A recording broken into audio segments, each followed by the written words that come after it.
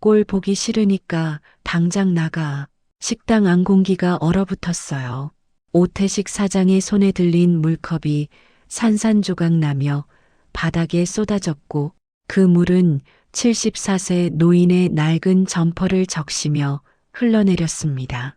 주변 손님들의 숟가락 소리가 멈췄어요. 누군가 핸드폰을 꺼내 촬영을 시작했습니다. 폐지를 가득 실은 손수레를 끌고 들어왔던 정혜수 할아버지는 그저 묵묵히 고개를 숙였어요.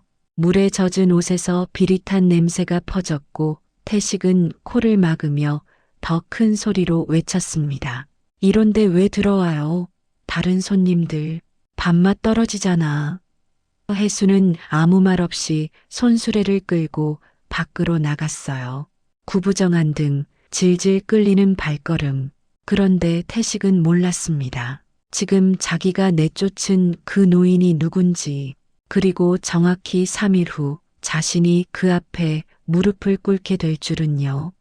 이야기 한 잔 나누기 전 구독과 좋아요로 자리를 함께 해주세요. 지금 계신 곳을 댓글로 남겨주시면 그 공간에 따뜻한 인생의 향이 가득 퍼지길 바라겠습니다. 이 모든 이야기는 바로 그날 2025년 1월의 추운 저녁에서 시작됩니다.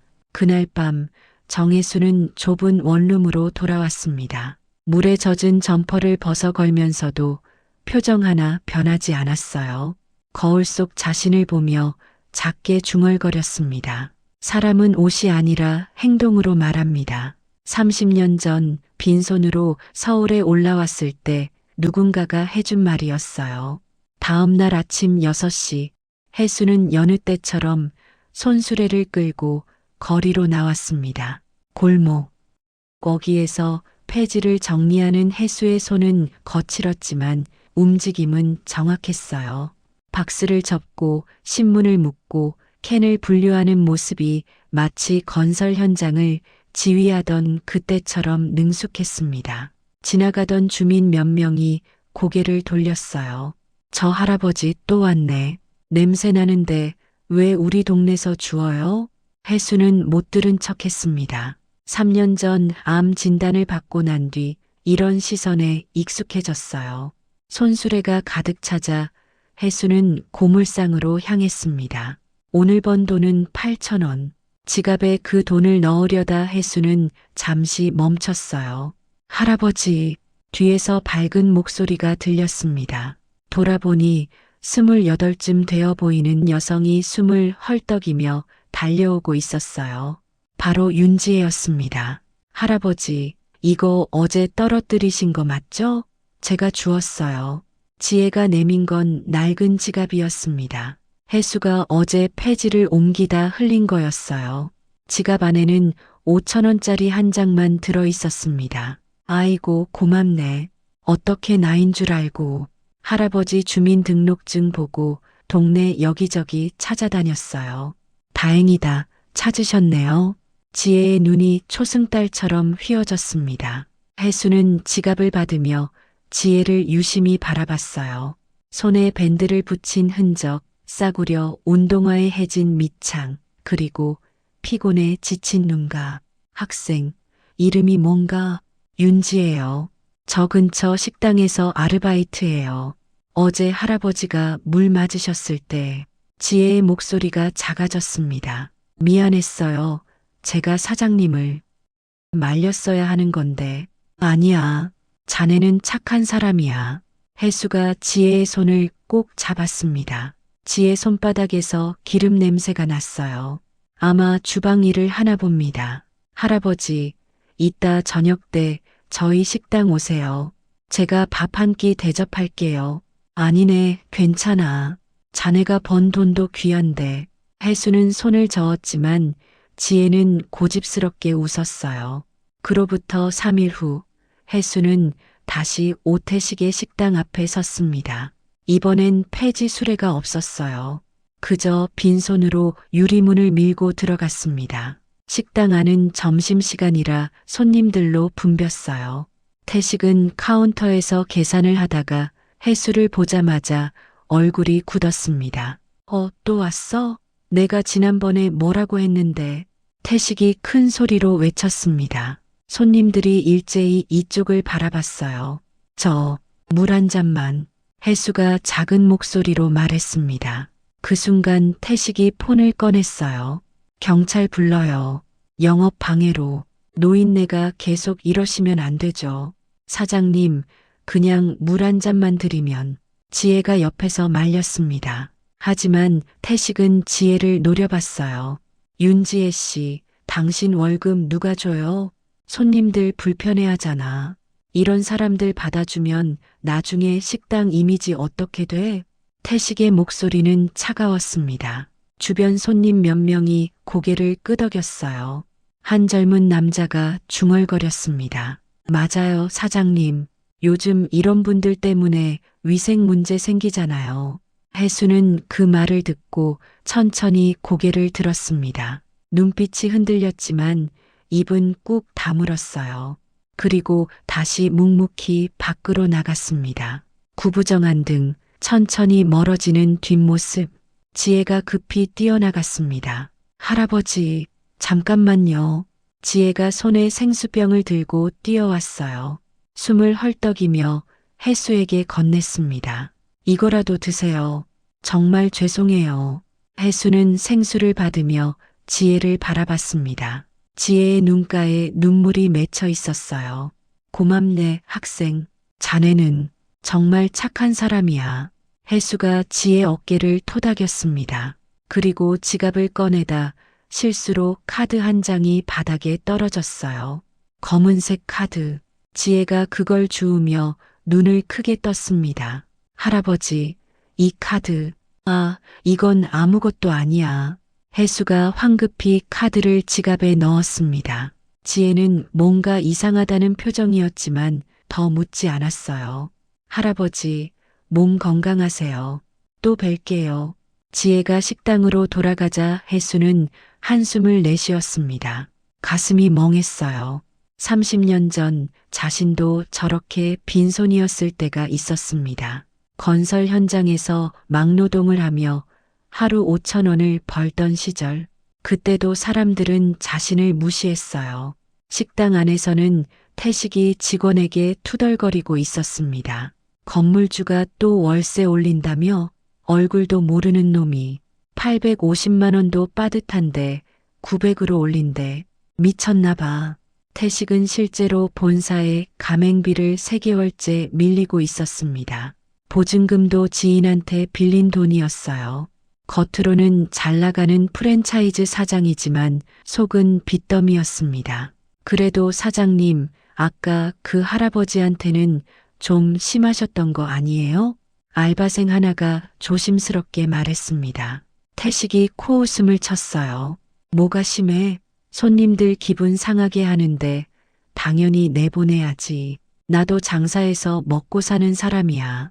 그날 저녁 그 영상이 SNS에 올라왔습니다. 누군가 촬영한 영상이었어요. 폐지노인 내쫓는 식당 사장이라는 제목과 함께 조회수가 급격히 올라갔습니다. 1만, 5만, 10만. 댓글이 달리기 시작했어요. 사장님 용기 있으시네요. 요즘 저런 분들 받아주면 손님 다 도망가요. 위생상 어쩔 수 없죠. 사장님이 잘하신 겁니다. 키읔키읔키읔. 그래도 물은 좀 심한 듯. 하지만 옹호하는 댓글이 더 많았습니다. 태식은 그 댓글들을 보며 흐뭇해했어요. 봐, 사람들도 다 이해하잖아. 태식은 우쭐한 마음으로 핸드폰을 내려놓았습니다. 하지만 태식은 몰랐습니다. 바로 그 순간 47세 변호사 한 명이 그 영상을 보고 있다는 것을. 정현우, 바로 정혜수의 아들이었습니다. 현우는 영상 속 아버지의 구부정한 등을 보며 주먹을 쥐었어요. 핸드폰을 들고 전화를 걸었습니다. 아버지, 저예요. 아버지, 이제 그만하시죠. 현우의 목소리는 차분했지만 단호했습니다. 혜수의 원룸 거실, 두 사람은 마주 앉아 있었어요. 현우의 노트북 화면에는 아직도 그 영상이 재생되고 있었습니다. 현우야, 아직이야. 혜수가 고개를 저었습니다. 찻잔을 들어 한 모금 마시는 손이 떨리지 않았어요. 3년 전 암 진단을 받은 뒤부터 혜수는 결심했습니다. 남은 시간 사람들의 진짜 모습을 보겠다고. 1년 동안 폐지를 주우시면서 뭘 보셨어요? 무시, 모욕, 경멸. 이제 충분하지 않으세요? 현우가 노트북을 덮었습니다. 하지만 혜수는 창밖을 바라봤어요. 마지막으로 한 사람만 더 보고 싶어. 그 식당 아르바이트생 윤지혜라는 젊은 친구 말이야.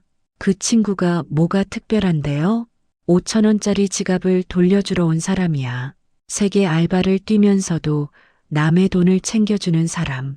혜수의 눈빛이 반짝였습니다. 현우는 한숨을 쉬었어요. 알겠습니다. 그럼 언제 가실 건데요? 내일 정장 입고 갈 거야. 다음 날 아침 혜수는 30년 만에 정장을 꺼냈습니다. 옷장 깊숙이 보관해둔 네이비 수트, 먼지를 털어내고 다림질을 했어요. 거울 앞에 선 혜수의 모습은 1년 전과 완전히 달랐습니다. 구부정했던 등이 곧게 펴졌어요. 눈빛이 날카로워졌습니다. 이건 폐지 줍는 노인이 아니었어요. 30년간 건설 현장을 지휘한 CEO의 모습이었습니다. 같은 시각, 오태식은 식당에서 이상한 전화를 받았습니다. 오태식 사장님이십니까? 건물주께서 오늘 오후 2시에 면담을 요청하셨습니다. 네, 건물주요? 얼굴도 모르는 사람이 갑자기 왜? 자세한 사항은 직접 뵙고 말씀드리겠습니다. 전화가 끊겼어요. 태식의 이마에 식은땀이 맺혔습니다. 월세를 3개월째 밀리고 있는데 설마 쫓겨나는 건 아닐까? 태식은 허둥지둥 식당을 정리하기 시작했어요. 지혜 씨, 오늘 오후에 중요한 손님 오시니까 테이블 깨끗이 닦아놔요. 네, 사장님. 누가 오시는데요? 건물주. 처음 뵙는 거야. 지혜의 손이 잠시 멈췄습니다. 뭔가 이상한 느낌이 들었어요. 하지만 그냥 걸레질을 계속했습니다. 오후 1시 50분 식당 앞에 검은색 세단이 멈췄습니다. 뒷좌석 문이 열리고 정장을 입은 노인이 내렸어요. 네이비 수트, 반짝이는 구두, 그리고 단정한 헤어스타일. 태식이 창문 너머로 그 모습을 봤습니다. 설마 심장이 쿵쾅거렸어요. 이건 분명 노인의 얼굴이 보였습니다. 태식의 얼굴이 하얗게 질렸어요. 3일 전 물을 끼얹고 내쫓았던 그 폐지 할아버지, 바로 정혜수였습니다. 하지만 지금 그의 모습은 완전히 달랐어요. 구부정했던 등은 곧게 펴져 있었고 주름진 얼굴엔 위험이 서려 있었습니다. 혜수가 식당 문을 밀고 들어왔습니다. 그 순간 태식의 입이 벌어졌어요. 말이 나오지 않았습니다. 저기, 지혜가 혜수를 보고 눈을 크게 떴습니다. 할아버지, 혜수는 지혜를 보며 잠깐 미소 지었어요. 그리고 다시 태식을 바라봤습니다. 차가운 눈빛이었습니다. 오태식 사장님, 처음 뵙겠습니다. 이 건물의 소유주 정혜수입니다.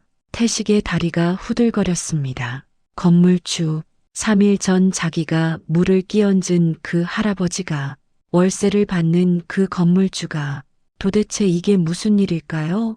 그리고 혜수가 정말로 이 식당을 찾아온 이유는 무엇이었을까요?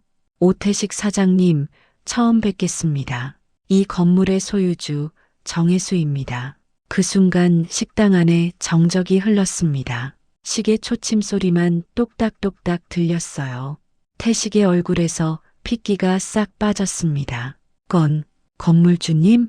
태식의 목소리가 떨렸어요. 다리에 힘이 풀려 주저앉을 것 같았습니다. 3일 전 자기가 물을 끼얹고 내쫓았던 그 할아버지가 월세 850만 원을 받는 이 건물의 주인이었다니. 혜수는 양복 안주머니에서 천천히 지갑을 꺼냈습니다. 그 안에서 검은색 카드 한 장을 꺼내 테이블 위에 올려놓았어요.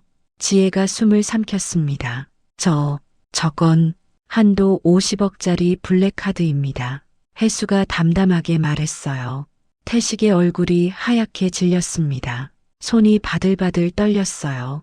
그리고 이것은 혜수가 서류 봉투에서 종이 한 장을 꺼냈습니다. 건물 등기부등본이었어요. 이 건물의 소유주는 다름 아닌 정혜수입니다. 3일 전 오 사장님이 폐지 노인이라며 내쫓은 바로 그 할아버지였죠. 태식이 그 자리에서 무릎을 꿇었습니다. 건물주님, 제가 정말 잘못했습니다. 저는 몰랐어요. 진짜 몰랐다고요. 태식의 목소리가 울먹였어요. 하지만 혜수는 그를 내려다보며 조용히 말했습니다. 30년 전 저도 오 사장님과 똑같았습니다. 식당이 다시 조용해졌어요. 혜수가 천천히 의자에 앉으며 이야기를 시작했습니다. 1995년 봄, 저는 빈손으로 서울에 올라왔어요. 아무것도 없었습니다. 건설 현장에서 막노동을 하며 하루 5,000원을 벌었죠. 그때 한 식당에 들어갔어요. 땀 냄새가 심했던 저를 보고 주인이 물을 끼얹었습니다. 지혜의 눈이 커졌습니다. 꼴 보기 싫으니까 나가라고 했어요. 손님들이 밥맛 떨어진다고요. 혜수의 목소리가 잠시 멈췄어요. 과거를 떠올리는 듯 했습니다. 그날 저는 결심했습니다. 언젠가 성공하면 사람을 옷이 아니라 행동으로 판단하는 사람이 되겠다고, 사람은 옷이 아니라 행동으로 말한다는 걸 증명하겠다고. 태식이 고개를 들지 못했어요. 손으로 얼굴을 감싸며 떨고 있었습니다. 30년 동안 저는 건설회사를 키웠습니다. 빈손에서 시작해 강남 건물 3채, 시가총 180억의 자산을 모았어요. 하지만 3년 전 암 진단을 받았죠. 지혜의 눈가가 촉촉해졌습니다. 의사가 말했어요. 길어야 5년. 그때 저는 모든 직함을 내려놓았습니다. 회사도 명예도 재산 관리도 아들에게 맡겼어요. 그리고 1년 전부터 폐지를 줍기 시작했습니다. 왜요? 지혜가 떨리는 목소리로 물었어요. 사람의 본심을 보고 싶었어요. 제가 누군지 모를 때 사람들이 저를 어떻게 대하는지, 돈이 없고 힘이 없는 노인을 보고 진짜 착한 사람이 누구인지 찾고 싶었습니다. 혜수가 지혜를 바라봤어요. 따뜻한 눈빛이었습니다. 1년 동안 많은 사람을 만났어요. 어떤 사람은 무시했고, 어떤 사람은 피했고, 어떤 사람은 저를 사람 취급도 하지 않았습니다. 태식이 더욱 몸을 떨었어요. 하지만 단 한 명, 5,000원짜리 지갑을 돌려주러 온 사람이 있었어요. 아버지 병원비 때문에 세계 알바를 뛰면서도 남의 작은 돈을 챙겨준 사람. 혜수가 지혜의 손을 잡았습니다. 윤지혜 학생, 당신이었어요. 지혜의 눈에서 눈물이 주르륵 흘러내렸습니다. 할아버지, 저는 처음부터 오태식 사장님을 보러 온 게 아니었어요. 지혜 학생, 당신을 보러 왔습니다. 혜수가 서류 봉투에서 또 다른 봉투를 꺼냈어요. 지혜에게 건넸습니다. 이건 장학금 5천만 원입니다. 간호대학 진학하고 싶다고 했죠? 아버지 병원비도 이제 걱정하지 마세요. 제가 다 책임질게요. 지혜가 봉투를 받으며 주저앉았습니다. 울음을 참지 못하고 엉엉 울기 시작했어요. 감사합니다. 정말 감사합니다. 태식은 그 모습을 보며 자신이 얼마나 잘못했는지 깨달았습니다. 무릎 꿇은 채로 고개를 숙였어요. 건물주님, 아니 정혜수 할아버님, 제가 정말 죄송합니다. 변명의 여지도 없습니다. 태식의 목소리가 떨렸어요. 저도 사실 쉽지 않았어요. 본사에 가맹비 3개월째 밀렸고 보증금도 빌린 돈이고 매일 쫓기듯 살았습니다. 그래서 더 약한 사람한테 화풀이를 했나 봐요. 정말 잘못했습니다. 혜수가 태식을 일으켰습니다. 오 사장님, 저는 복수하러 온 게 아니에요. 단지 이 말을 하고 싶었어요. 사람은 옷이 아니라 행동으로 말합니다. 당신이 입은 깨끗한 셔츠보다 지혜 학생이 보여준 따뜻한 행동이 훨씬 더 아름다웠어요. 태식이 고개를 들었습니다. 눈에 눈물이 가득했어요. 앞으로는 어떻게 하면 될까요? 지금이라도 늦지 않았어요. 오 사장님도 한때는 힘들었을 겁니다. 그 마음을 기억하세요.